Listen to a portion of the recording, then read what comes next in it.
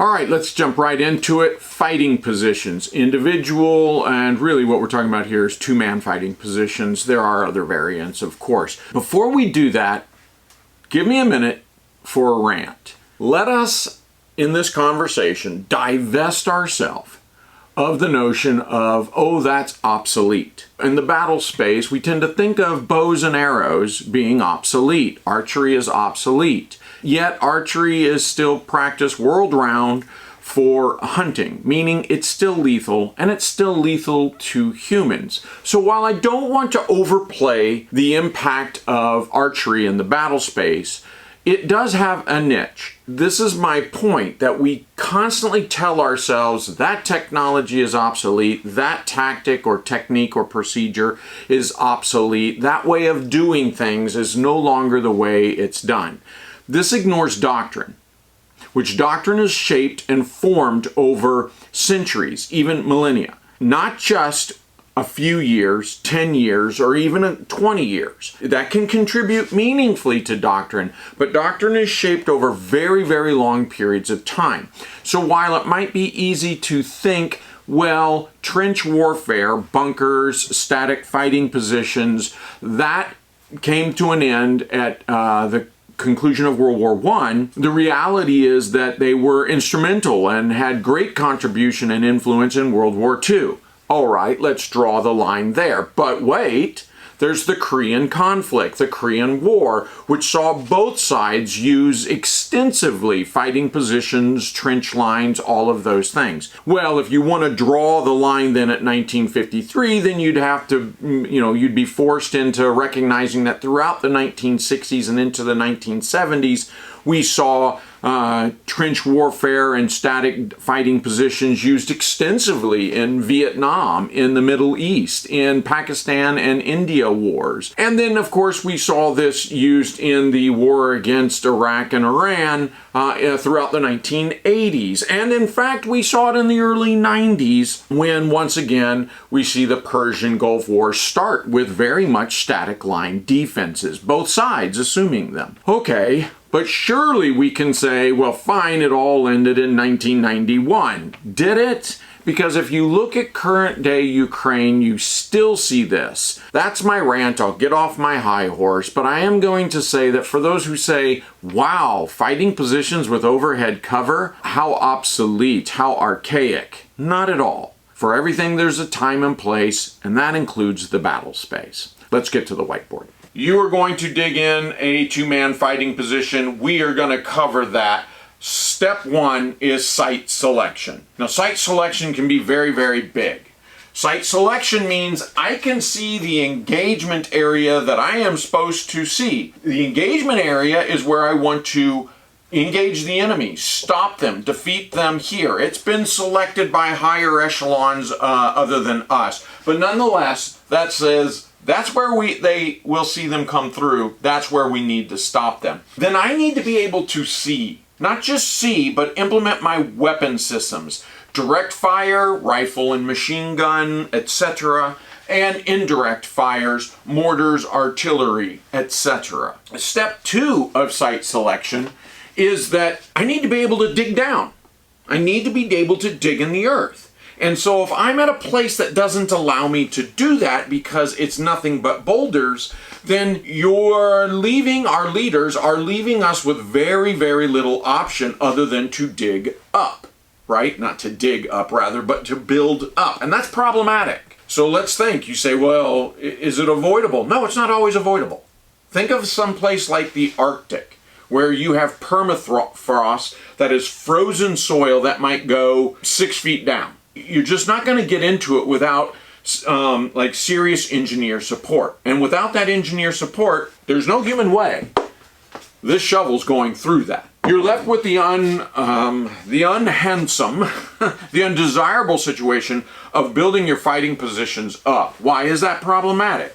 Well, because the enemy's RPG and main battle tanks can engage that. And none of the fighting positions that I'm going to show you here today are really designed to withstand a 120mm main gun from a main battle tank. They just aren't made to do that. They're made to stop small arms They're made to stop certain grenades. They may, in very rare cases, help protect you from, say, an RPG or a grenade launcher. And they'll definitely, if built correctly, protect you from aerial bursts, so fragmentation from artillery and mortar bursts. So they do have their place, what they offer us, and that is great protection, right? Cover from these types of direct and indirect fire, but they have a limit. When you build up off the ground because it's all frozen or because it's all solid rock, you are exposing yourself to those kind of fires. It's easy for the human eye to see you. It's easy for UAVs and, you know, all these airborne or landborne robots to see you and detect you. And of course, it's reasonably easy to bring weapon systems directly onto you. That's why we say we dig into the ground. Digging into the ground isn't always the solution either. I was in Korea in Team Spirit, very, very cold. Our company was tasked to set up a defensive line along a river. Now this river fed directly into an estuary, which fed directly into the ocean. So with high tides, in came all of this sand, repeatedly over, I don't know how many millions of years. And so when we get to the river, it quite literally looks like the sand and quality of a beach. Think of going to California or Florida, and yeah, right, tourist beach. That's what this thing looked like.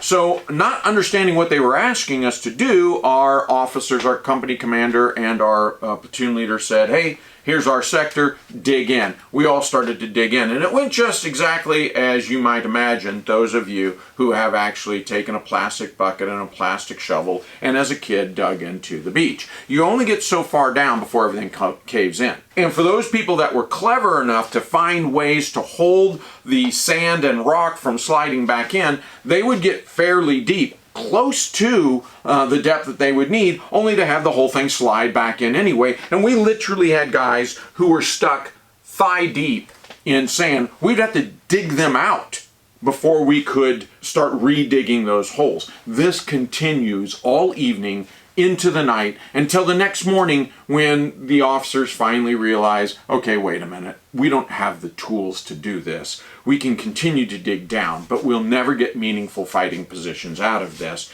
And I think for a lot of us, the irony was that we could look 60, 70 meters behind our line, see where, you know, there was a bit of a cliff that we would, just a tiny little one, maybe a meter high, that we could have got into soil up there had we dropped, again, somewhere between 60 and 100 meters back. We could have dug in meaningful fighting positions there. Why am I telling you that story? Once again, can you dig down is part of site selection. And if the answer is no, I can't dig fighting positions to offer my troops cover, maybe you shouldn't be there. Maybe you should find something else. Or you are going to alternatively build on top of that ice, that sand, that rock. And now you have this burden of not just creating fighting positions that have enough protection to offer cover to your warriors, but then you have to somehow magically conceal those from enemy detection and enemy targeting. Let's not start digging. We're not done with site selection yet. Site selection now has to remember, oh, that's right, I'm not an army unto myself. I am not the only person digging here. I've got 120 of my bestest buds, and we're all digging in together, and there has to be a system to our digging, meaning we have to interlock our fires to cover gaps in our line. Young soldiers make this mistake all the time. They start digging the instant they're told, your position is here, let's start digging. And it's tiresome and time consuming. And they start digging and they get halfway through it when someone says, whoa, what are you doing? No, stop digging and come move 15 meters over here. And so you move 15 meters away and start digging again. And you've wasted a lot of time and energy. Site selection also includes interlocking sectors of fire. That is what you can see, not just into the engagement area, but to cover those gaps. You'll have a right limit and a left limit, and you need to cover the gaps, and your friends to your right and your friends to the left, they need to be able to cover the gap. We'll show you what that lazy W looks like in a bit. But that's another critical part of site selection. So you say, well, my squad leader, my platoon leader, my company commander, first sergeant, whoever, they stuck me here. They said this is where my fighting position is going to be. If I don't start digging now, what are my other options? I'm glad you asked, because we said you need to see into the engagement area. So start clearing your sector of fire. This is actually a better use of your time, because even if you adjust 5 to 15 meters to the left or to the right, you'll still be clearing the same sector of fire. So this is much more clever. Let's talk just for a minute about clearing your sector of fire. You grab your saw, you grab your axe and machete, or your chainsaw and, bulldozer, and you flatten everything in front of you, right? No, not so clever. You don't want to do that because it screams, everybody look where I am. You're clearing a sector so the enemy can view you too. Whereas all you really want to do is clear your sector of fire so that you can see into the engagement area, yet still leave enough concealment so they can't see back, or at least can't see back easily. Well, what does that look like? Glad you asked. Let's take our happy little tree. You have, I'm going to say, a deciduous tree, and we've got branches and all this good stuff, and it just keeps going up, right? That's what a deciduous tree does, right? It looks something like this. It goes out and up. So you'll often have that start way down here. What you need to do is start clipping this.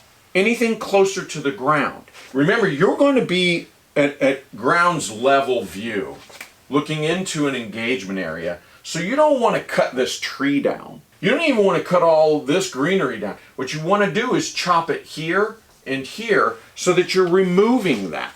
Once you remove it, this is gone. Oh, look. Now I can see into the engagement area, but all of this still creates shadow. It still creates concealment for my position. And that's what you should do. You should take down as much of the shrubbery and the low-hanging vegetation as you possibly can, but leave as much as the mid and high as you possibly can. You can come out here and you chop those branches, but you don't chop them so high as to give away your position.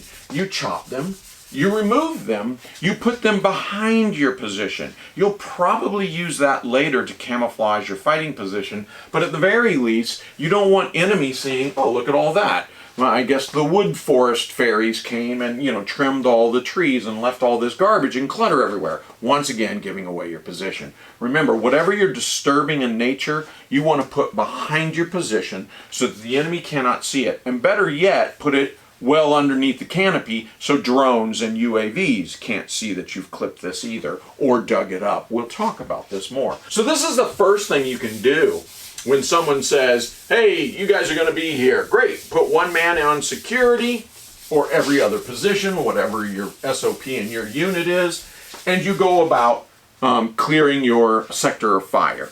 Clearing the low vegetation, leaving the mid and the high vegetation, okay? So that's the first thing you do. Now, if you say, no, I already did that, or my platoon leader, squad leader came over and said, no, dig now. Well, then my condolences to you. But what you're going to do then in that case is you're going to dig a hasty. So let's talk about the hasty position. If you're flying over a hasty position, it looks something like this. It looks like a big V, where here's the head and weapon system, and the body, and the legs come down here, and the body, and and the boots down here over cross so they can kick each other to alert. That's kind of how they communicate. It's playing footsies with each other. This is top down, so this is the V that you've dug. From the flat side, what you're actually doing is, if this is the earth, you're digging about 8 inches into the ground so that the soldier can lower, with their weapon system up, they can lower their body and expose very little of it. That's a hasty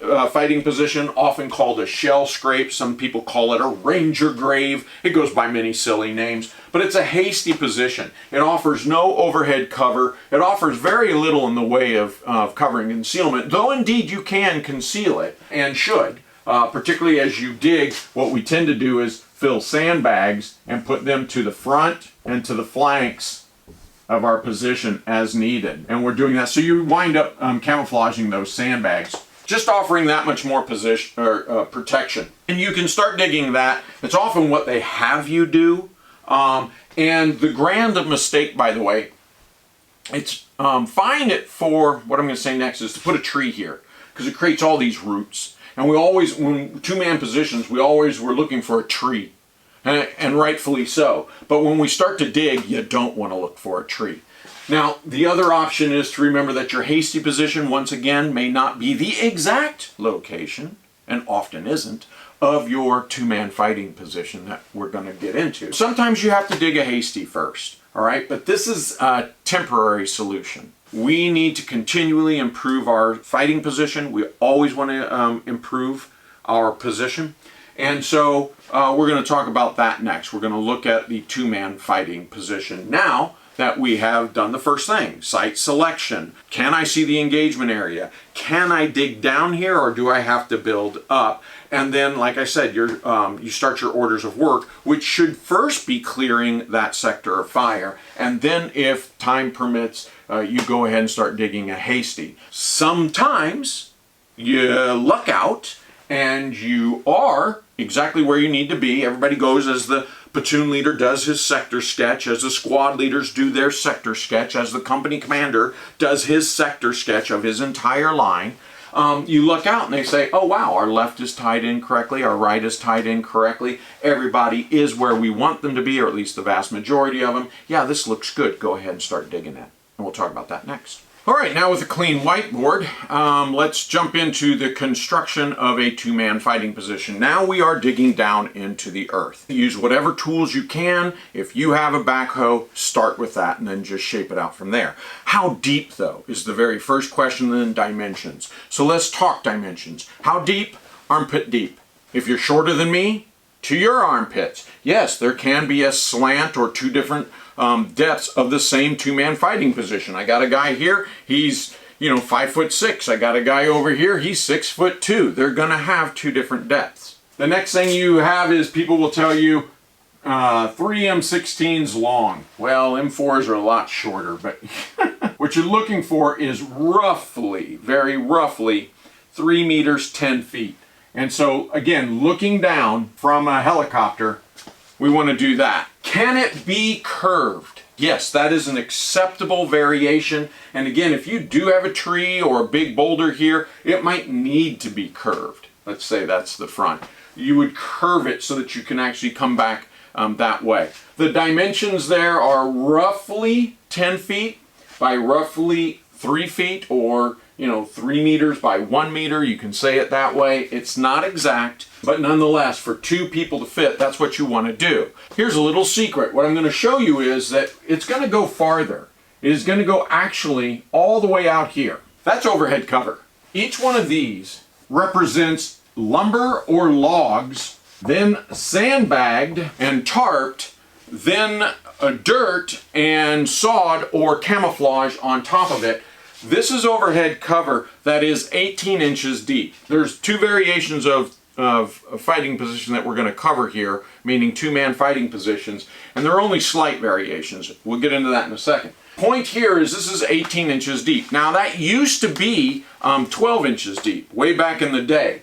But with the advent of UAV delivered munitions, it's wiser to make this a full 18 inches deep, because it puts up, frankly, it protects you not just from shrapnel, which is originally what it was designed to do, but it will actually protect you from grenades better as well, right? Air delivered, launched, or rocketed grenades if it's 18 inches deep. So that's 18 inches deep, and so what you're seeing is, this is where the rifleman stands, something like right here, you see. And this is where the weapon system goes. Okay. When they need to hide from aerial observation, or when they need to hide from aerial artillery bursts, or when they need to hide from UAVs delivering munitions, they simply slide into one of these three. They can go to the center, or they can go here. These also, as you're going to see, wind up being great rest places. Like you don't have to have a tent somewhere else. This can be a long-term sleeping solution, these fighting positions. So, and warming solution and all sorts of other things. So that's what it looks like from the top down when we're done with it. What does it look like from the side? From the ground, from the earth. Let's take a look at that. This is what it looks like from a cutaway. Here's ground level. The point is that it is armpit deep to this soldier down to his feet. You'll notice that some people tell you to dig elbow holes because if it's armpit deep, if you think about this, and you're trying to hold any kind of weapon system, your arms are like doing this weird stuff. So they say, oh, dig elbow holes. Better yet, build a shelf. And this allows you to place your compass, your TA field phone, extra magazines at the ready without, exposing all of that stuff out here to the enemy view. And it, of course, allows you to come in and get a good elbow firing positions and stuff like that. So there you go, a little elbow shelf. Everybody says, well, what's that big, long, deep thing? This is called a grenade sump. And you want it to go as deep as your arm can reach when you're doing this, and notice straight as possible. You'll sometimes see this done at like weird angles like this. And I'm like, well, I guess it's better than nothing to kick that down there, but it's still, the blast is still just hitting you in the legs. You want it straight. The reason is, when a hand grenade comes in, when any kind of munitions come in here, if it gets past you and it clunks in, you can just kick it down here. And then the blast blows straight up. Don't guarantee this doesn't hurt. Don't guarantee it's not deafening, but this honestly can be the difference between life and death. And so for your hand grenades, you dig a sump. And again, as deep and as straight behind you as you can. Why behind you? Why not in front of you? In front of you works too. But the point here is that if you want to continue fighting and there's not a lot of place to hide, you're just going to hug the front. If you actually have to come to that desperate moment where you're kicking a grenade into a grenade sump and you hug the front of your position, you can still maintain what's going on. You can still continue to fight while that thing blasts. I know you're saying, man, that's pretty ballsy. Trust me.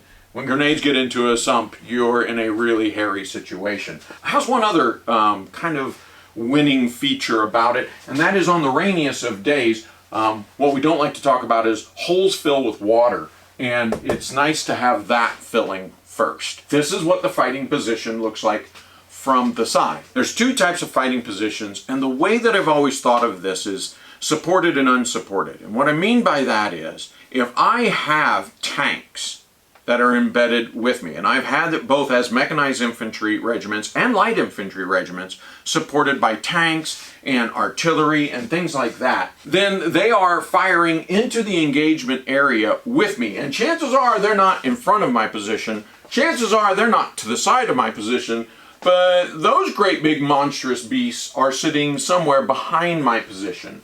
And so the muzzle blasts and everything else from that makes me want to build a parapet. A parapet is when we're digging all of this earth out, we are setting it to our back. And we might put some between us and our buddy. Remember, there's two of us in this position. There's the next one over to our front. And we can even go ahead and build a parapet to our side. And you're saying, wait, where does he shoot out of? Let's look from top down.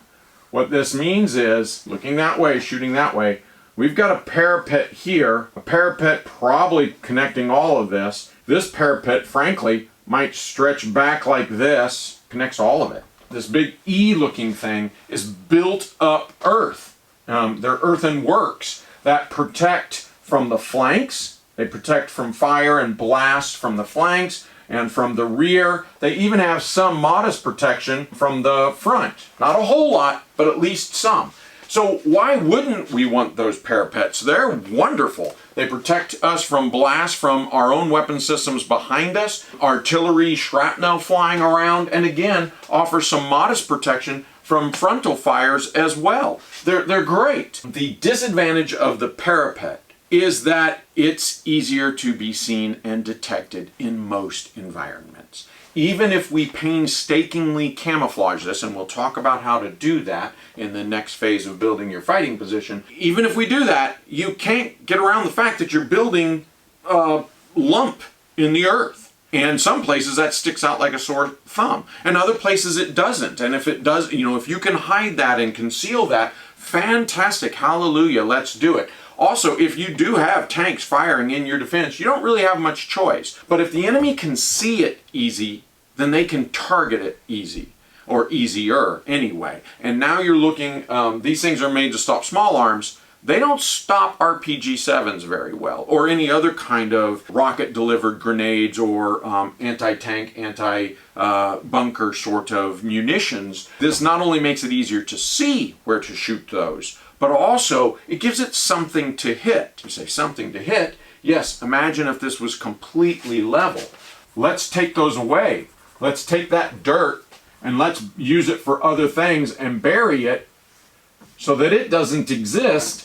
Here's the level of the ground. Now when a rocket fires at you, this thing can go right on by. It doesn't hit your parapet. It doesn't blow up. It just flies right over. By the way, so do rounds. Now, of course, you're going to say, but it leaves this guy's head and shoulders exposed, you know, uncomfortably. True, it does. That's the disadvantage of the no parapet fighting position, is that it is a bit more exposed, but the camouflage effectiveness of this is just incredible. You often don't see them. I myself have done this countless times where I did not even see, because it was so well constructed and so well camouflaged, I didn't see it till I was 2 steps away from it. I'd taken another 2 steps, I would have literally fallen in them. And indeed, in one time, it was a night attack in my defense, there was one that had been abandoned during the fight. They had fallen back, and I wound up falling smack into one and just knocking myself silly. Because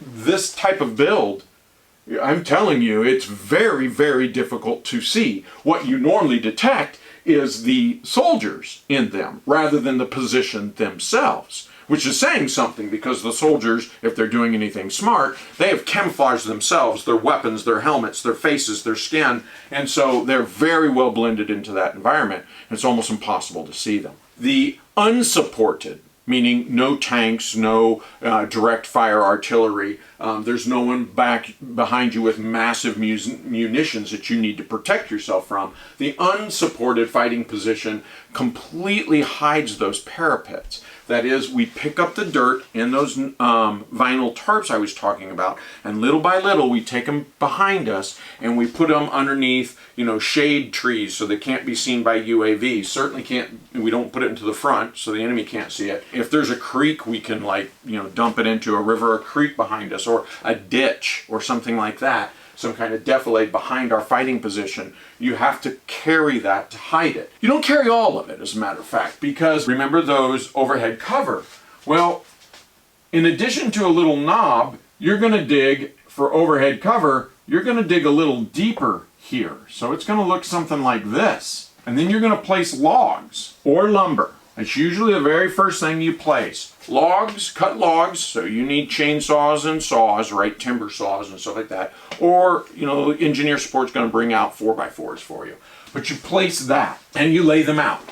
From a top-down view, that looks like this. Oh, there's my lumber, there's my lumber, there's my lumber, there's my lumber, there's my lumber. And again, we're looking for 4x4s.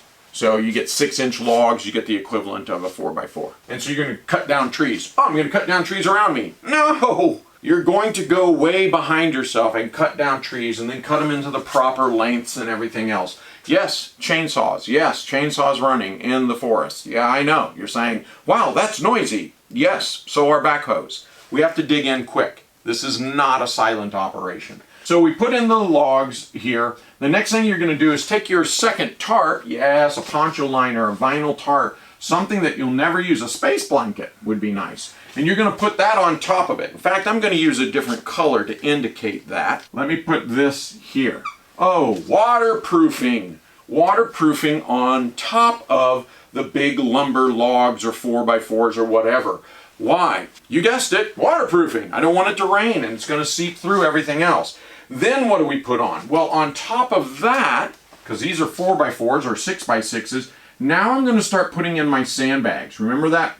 I said, hey, you don't throw away all of the dirt, you start throwing in sandbags. And you usually get a couple of layers. And then you start throwing on dirt. And then what you do, remember I said, if you're in the sod, that is grass, dig about 6 inches down, 4 to 6 inches deeper than the grass, and keep these in squares and lift them and set them to the side, because you can use them as camouflage. If you have fallen dried leaves, similar sort of thing, scrape that up, set it to the side, because it's going to be camouflage. If this is a grassland out here, and out here. Then I want to make sure that on top of this, I'm adding grass. I put my sod right back. When a helicopter flies over, when a UAV, when a fixed-wing aircraft, you've literally got all of this green, and there's just two dark squares sitting in the ground, which I could even camouflage those if we, gets right down to it. But that's what I'm saying. This is incredibly hard this way. It's incredibly hard to see this. It's wonderfully camouflaged. So that's what we're doing. And we do this on both ends and in the center. Notice there's this huge shelf over here. Because why such a big shelf? A lot of people want to put this tiny little anemic shelf over here. I'm sorry, a grenade hitting the top of yours and going off, boom, that won't accept it. The whole thing's going to collapse in on you. The pressure of that is just going to push it in. So you want to give it some good length. Those logs, let them anchor into earth so that it protects you from flying pieces of metal and grenades landing directly on top of your position. Because again, when the enemy gets close enough, they're going to start lobbing grenades at you. That's how they're going to try to get you out of that fighting position. So you have protection for it. That overhead cover, it gives you so much more than protection from the elements, from the rain and from the snow and from all of that, and can add warmth. When you add warmth down here, it's retaining some of that. It's really, really good for that sort of thing. But it also adds protection, again, from observation and protection from fires. This is cover, not just concealment. It's both. Does it look radically different than a parapet? Yeah, it does. A parapet, like I said, builds this up. That's the big critical difference, is that this isn't shoved down level with the ground, but literally can be built up on top of the ground to offer the soldiers in this two-man fighting position, protection from blasts, all kind of blasts, including air burst, ground burst, and supporting fires. In just a second, let's start talking about how to camouflage those. All right, let's start wrapping up the construction side of this. I'm going to stick with just one sample. Again, I could have illustrated the one with parapets. These just would have been, instead of sunken into the ground, they would have been raised up. And you can see that would offer protection for their head and shoulders. But by raising it up, you get this big lump right in the middle of the ground. So if that makes no sense to do that, then I would encourage you to go with the unsupported, what's often called the flattened earth level fighting position. Let's talk about some of the redeeming features of this. For the warriors, it should provide cover, right? That is protection from enemy fires, be it direct fires or indirect fires. Secondly, it should provide concealment from enemy observation and targeting. The third thing it does is it should provide some measure of comfort. Seriously, you're out of the wind, you're out of the sun, you're out of the cold, and for the most part, you can be out of the rain. So it's a place to eat and rest, as well as continue to be diligently guarding your post. How do we achieve that? First thing, this needs to be 18 inches deep, all overhead cover, and if they were parapets, that needs to be minimum of 18 inches deep. More is better. All right, so you start at your shelf. Remember, this is dug into a shelf. Let me represent this from a top-down view. What you're seeing here is your overhead cover. This is the center overhead cover. This is the far overhead cover. And if you see this before it gets camouflaged, this is what it looks like. And you've got a little bit of a darker section right here, which we'll talk about. So these are logs and sandbags and vinyl tarps and everything giving you powerful overhead cover as seen down. As seen from the front, if we could see deep into the earth, you would see that they have their shelf, they have their 4 to 6 inch logs and timber laid in. They've got a blue tarp. That blue line indicates the waterproofing. And then you've got 2 rows of sandbags. Find that they're filled with dirt. That's not a problem. If you get sand, it's always preferable. But it's sandbags. And then dirt. The dark line up top is dirt again. Finally, they're camouflaged with, I use grass sod. If you see sod over here, grass, wild prairie grass and such, then I put it right through here. This is the exact same. There's your shelf. That dark line indicates there's a shelf here. Then you have the logs, 4 to 6 inches. You have your waterproofing, at least 2 layers of sandbag, and then however many inches of dirt you need before you put your sod on. The sod doesn't include the 18 inches. That's just camouflage.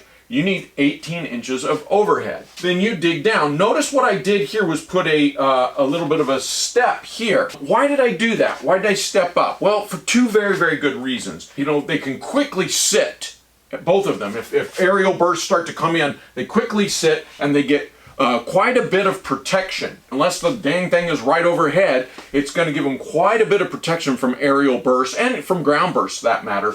They can sit in here quickly. And so that gives them a sitting bench. The other thing is, remember I said about rain. We can try to protect this from rain as we should, but if it starts to rain for long durations of time, which in most environments in the world, or many environments in the world anyway, it does, rain will be coming in here. We can use ponchos and things to try to keep it out, but it does come in here. That sump pump fills up. What happens after that?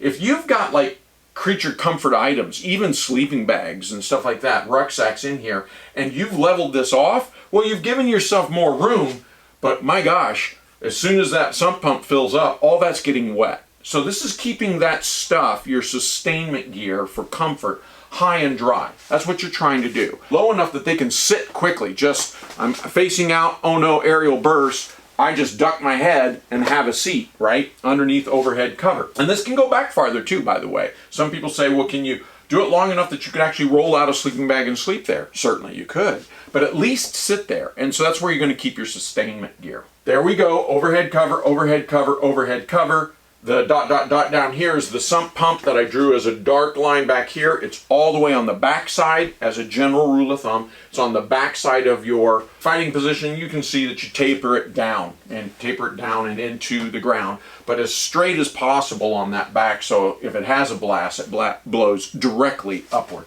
That's kind of the overall look, right? And so you would not see into the ground. We don't have X-ray vision.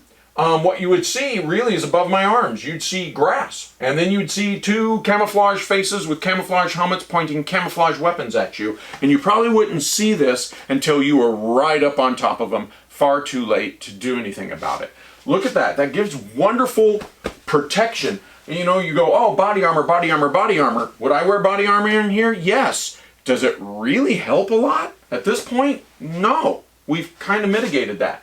By the way, you'll notice one other line that's drawn below the terrain there. And that, I could draw that line right here. And that is your elbow. Again, getting those elbows forward so that you can fire your weapon systems. And this offers fantastic visibility. I mean, you can see clearly into your sectors of fire. And so if you have gone and cleared the vegetation down low, this should be serving very, very well for most of your needs, okay? We will continue to develop that, of course. So let's talk about what those are. Once you've cleared your sector, once you've constructed this, and by the way, this takes hours. Typically, two people working together will construct this in generally a day. 6 hours, 8 hours, 12 hours, depending on the type of earth you're digging into and what kind of support, pioneering tools, engineering support you have. But typically plan for a full day just to dig a two-man fighting position like this and make it very livable and suitable. So once we've dug it, as I said, the next step is to conceal it. And here I show that we did that with sod. It could be leaves. Can you move shrubbery in front of you, particularly if you're using parapets? Yes, I would, but remember, it's got to look natural. If you are the only thing in the enemy's sight, or the only thing in the enemy's sight are all the fighting positions with shrubbery, the enemy starts to learn, we hate shrubbery, launch your rockets at the shrubbery. It's got to be intermixed, and so yes, all the principles of camouflage and concealment continue. This is a continuous build, guys. You continue to reapply that camouflage, particularly if you have parapets. I recommend starting with or including artillery netting if you can get your hands on it. But remember, when you're using live vegetation, it will die on you. That's another thing. So it needs to be replaced from time to time. So concealment is step 3. And then step 4 is what I call work priorities, ongoing work priorities. For me, one of the very most fundamental is forward obstacles. I now want to go out and put triple strand concertina and tanglefoot barbed wire. I want to intermix my anti-tank, anti-personnel mines into that, sometimes before it, sometimes immediately after it, depending on the type. Your effort here is to actually camouflage that concertina wire and wire aprons, tanglefoot. There's lots of different wire obstacles. Incredibly useful because it truly slows down the enemy and channels them. But the other thing is, frankly, it's easier to camouflage than a lot of other types of obstacles, forward obstacles. So huge work priority immediately after getting to this point is, and often is being built in tandem with the fighting positions, is forward obstacles. This includes man-made obstacles like wire obstacles, tank traps, and of course explosives such as anti-tank and anti-personnel mines. Another work priority that you have to be concerned with here is setting your LPOPs, your listening post, observation posts. And again, often this is done in tandem, but you have to identify where are the best forward places to observe enemy and give us an early detection, right? We tend to place those and discover those anyway in the process of some people stepping forward to pull security while the rest of us work. Hey, we're still in a combat environment. We have to have forward security while some of us work. I'm not saying it has to be 50-50, but it has to be there. And so in that process, you tend to identify places that are suitable for LPOPs. Other work priorities include conducting a sector sketch. Remember that a squad leader, platoon leader, company commander have a sector sketch. That is how all of their positions are situated and how they interlock, their fires interlock. Well, these guys had a sector of fire assigned to them before they started digging, right? So you can hammer in your sector stakes and do a sector sketch. Unless, of course, you're on a crew-served weapon, a mortar, a machine gun, a rocket team. In that case, you're going to do a range card. So very similar, you might still use aiming stakes and slide logs on certain types of rocket launchers and stuff like that. But more importantly, you're going to actually have a more codified range card that says what are your high priority targets, where's your dead space out there, what needs to be covered by indirect fire such as grenades and mortars. Range cards, sector sketch, depending on the type of weapon system you are assigned. Aiming stakes, slide logs, all of these things that make you a more effective fighter, particularly under low light visibility. That's what sector stakes do, is one thing is they keep us from going outside of our sector of fire by having a physical, log or something that you hit your weapon against and go, okay, I'm at my final defensive fires, right, left and right. That way you don't wind up inadvertently getting excited and shooting your own people. There's other work priorities that we can discuss, but not the least of which we should discuss rest cycles, getting people fed, getting people time to reapply their camouflage, clean their weapons, and you bet, believe it or not, you don't sleep in the jungle. Yes, you sleep in the jungle. You sleep in the tundra. You sleep in the mountains and the urban environments. Wherever we're fighting, these are humans. We need to get a rest cycle going. That is the work priorities that go. And I said I'm going to show you how this all ties in. Well, let's for one more minute look at this as a UAV flying over and looking. This is what they would look down and see. They would see dark holes in the ground and everything else just looks like the rest of it. You're like, oh, okay. Well, then a lazy W, they'd see a position over here that maybe looked like this. And maybe over here, they'd see another one, and it's going to look remarkably similar, but may actually look something like this. That's probably a machine gun team. But the point is that their sector of fire goes out like this, and their sector of fire goes out like this, and their sector of fire goes out like that. And you start to see what's called a lazy W. And this just continues. Why do we do that? Well, one thing is to add depth to our defense, making it harder for the enemy to simply penetrate one line and be able to ignore the rest. So, sure, there's the depth aspect. The other thing is to make sure that the enemy doesn't get on a flank and then, just like an open trench, rake the whole trench and kill all of us in the trench. This has happened before too in past wars. But you'll notice what I'm not saying. For those of you that know trench warfare, I would say the next work priority is to start digging communication ditches that eventually are dug and dug and dug until it becomes a full-blown trench that we can walk from one fighting position to the next. Yes, you can do that in modern warfare today, but that has kind of gone along the wayside because obviously UAVs and spotter aircraft can see that. They know to look for that. So if you have that, you're also obliged to cover it. literally conceal it so that they can't see it and go, oh, well, now I know exactly where to target. So that's a little bit tricky. Yes, they exist, but yes, you better camouflage them so that no one can see that they exist. They become de facto tunnels under the ground, right? Very, very hard to achieve that.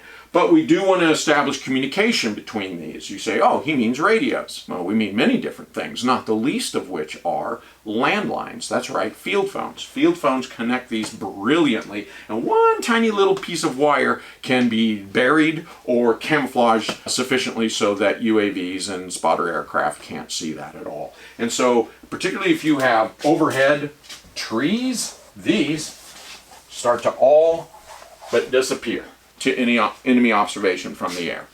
You don't always have trees, mind you. You operate in the desert and arid mountains and stuff like that too. But there's ways of camouflaging it amongst rocks and things like that. So keep in mind, camouflage is a continuous process, as is we continually try to improve our position.